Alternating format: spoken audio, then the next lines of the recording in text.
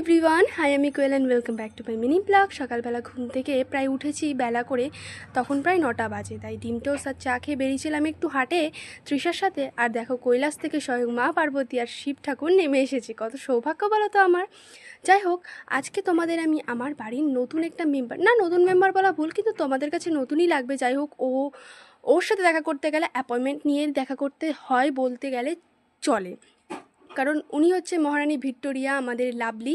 আসলে ও ছাদ থেকে নামতে চায় না, আর ও তো বেশিরভাগ ছাদে থাকেই, আর হচ্ছে নিচে নামতেই চায় না।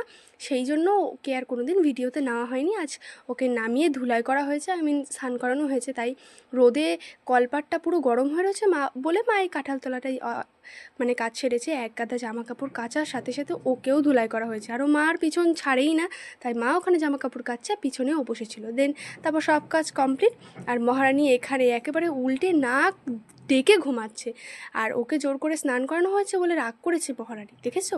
যাই বা আমি ওকে একটু ডাকছি, তাও শুনছে না। তারপর মা একটু বিস্কুট দিয়েছে, তারপর দেখি না একটু নড়াচড়া করছে। আসলে স্নান করতে চায় না, নিচেও নামতে চায় না, ছাদে থাকতে বেশ ভালোই লাগে। যাই হোক, ওর রঙ্গ তামাশা দেখতে দেখতে আমি ভুলেই গিয়েছিলাম যে আমার কিছু কাজ এখনও বাকি আছে। দেন সেগুলো কমপ্লিট করে স্নান করে নিয়েছিলাম, কারণ আজ আবার আমি একটু শ্যাম্পু করেছিলাম, লেট হয়ে গিয়েছিল বেলা 2টোর সময়। তারপর পুজো দিয়ে, আর তার মধ্যে কালকে নীলের উপোস করবে মা, সেই জন্য বাড়িতে আজকে নিরামিষ। কিন্তু আমার সমস্যা, আমার মোটে নিরামিষ খেতে ভালো লাগে না বন্ধুরা। যাই হোক, মেনুতে ছিল মুগ ডাল আর ভেন্ডি চচ্চড়ি, আলুর চিপস। আর যাই হোক, ভালোই খেয়েছিলাম। এই ভেন্ডি চচ্চড়ি না কি বলে, যাই হোক, এটা কিন্তু আমার খুব ভালো লেগেছিলো খেতে।